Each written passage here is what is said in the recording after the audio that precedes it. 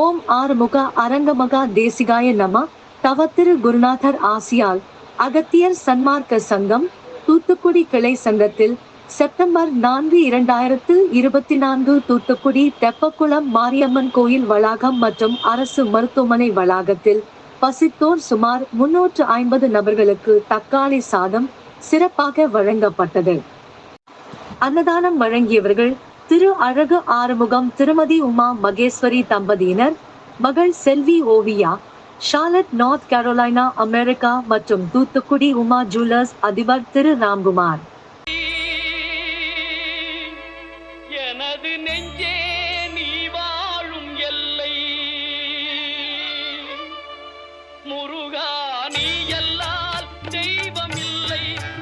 எனது நெஞ்சே